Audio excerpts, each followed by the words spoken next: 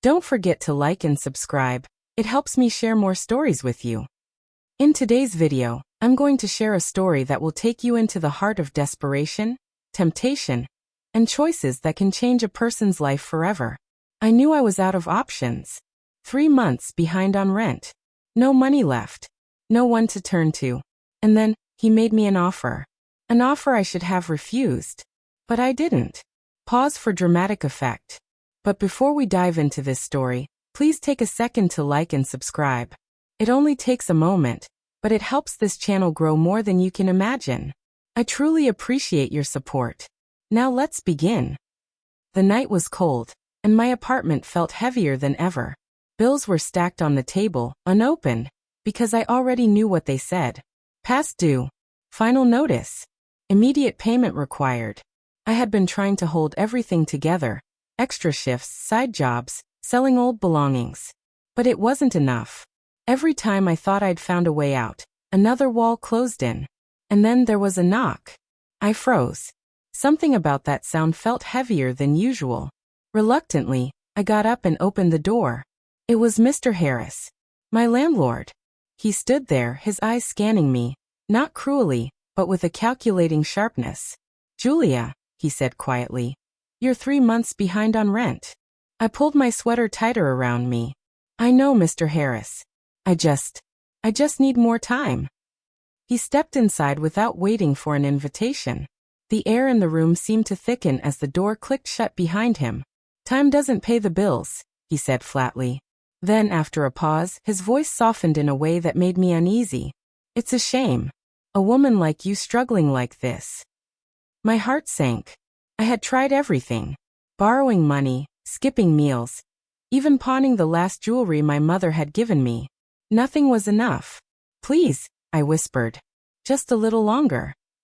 He studied me for a long moment. Then he leaned closer and said words that made my stomach twist. "Or maybe, there's another way." I blinked. "What do you mean?" His smile was small, almost knowing. "You're smart, Julia. You know exactly what I mean. I can make your problems disappear. Just between us."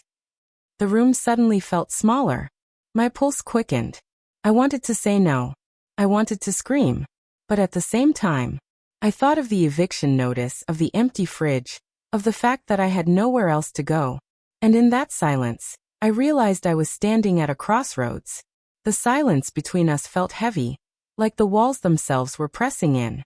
I could hear the hum of the old refrigerator in the kitchen, the faint dripping of a faucet I'd been too broke to fix. Everything in the room seemed to highlight one undeniable truth. I had nowhere to run. I swallowed hard, my throat dry. "Mr. Harris," I started, but the words broke before I could finish. He tilted his head, studying me. There was no malice in his expression, no raised voice, no threats. But that made it worse.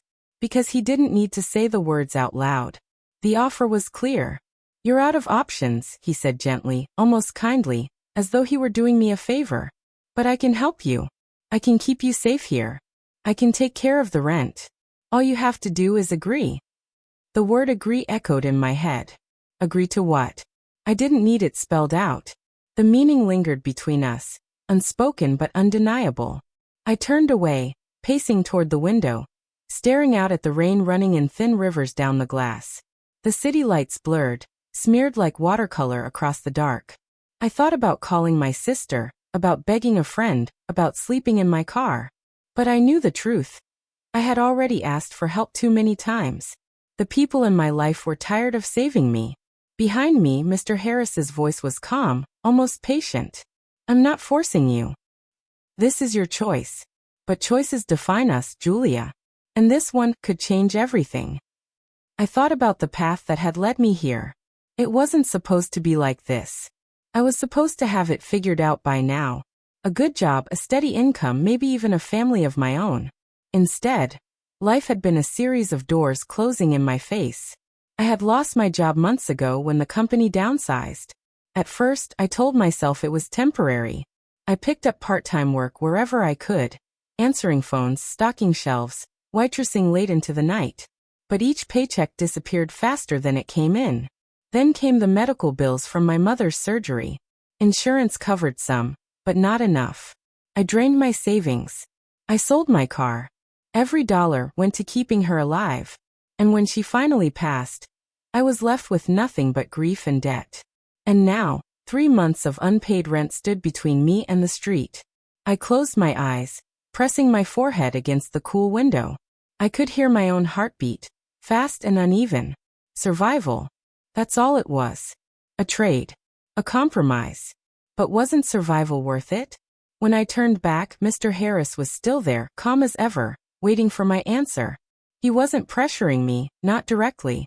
But the weight of my silence was its own kind of pressure.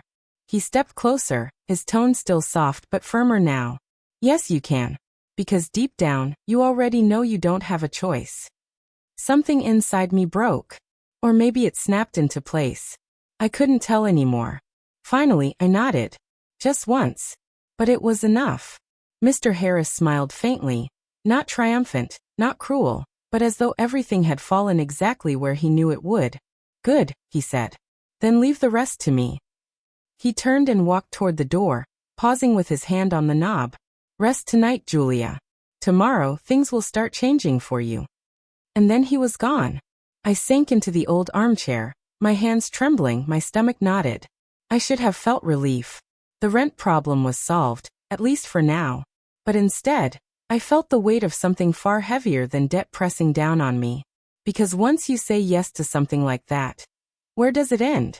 The next morning, I woke to the sound of rain tapping against the window. For a moment, I thought maybe it had all been a dream. That knock on the door, the conversation, my impossible choice, maybe it hadn't really happened. But then I noticed it. An envelope slid under my door. My chest tightened as I picked it up.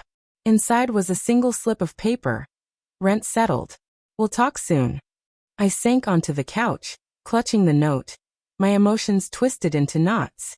Relief surged first. The weight of eviction suddenly lifted. But it was quickly drowned by a heavier feeling. One that gnawed at me with every breath. What had I just agreed to?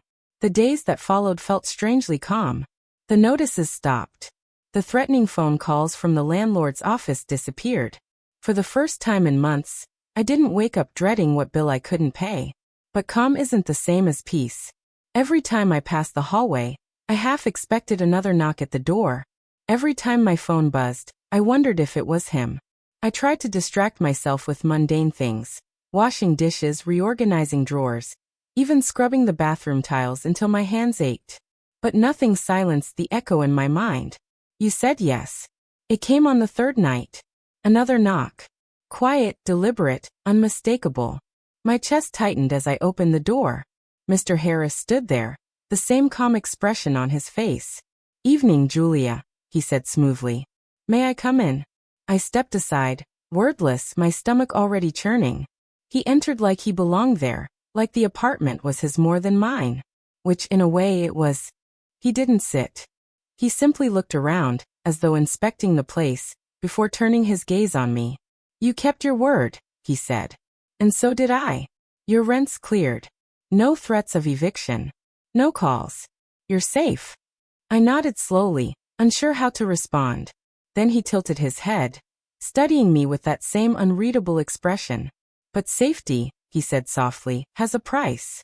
My pulse quickened. What do you mean? He smiled faintly. I helped you once. I can help you again. But this time, I'm not the only one who benefits. His words sank in slowly, like ice spreading through my veins. Are you suggesting? There are men, he interrupted smoothly. Men who would pay good money to spend time with someone like you. And right now you need money. More than you want to admit. I froze, my mouth dry. The idea should have horrified me. It did horrify me. And yet, I thought about the stack of bills still hidden in my drawer. The debt collectors who hadn't gone away. My empty fridge. My thinning wardrobe. You don't have to say yes right away, he continued. But think about it. One night, Julia. Just one. And you'll make more than you've ever made in a week. Maybe even a month. He let the words linger, then stepped toward the door. Call me when you've decided. And then he was gone again. I stood in silence long after he left, staring at the door as though it might open again. My thoughts spiraled. This wasn't just about survival anymore. It was about dignity, morality, how much of myself I was willing to trade for comfort. But there was another voice in my head, quieter, but persistent. What if this is your only way out? What if survival means compromise?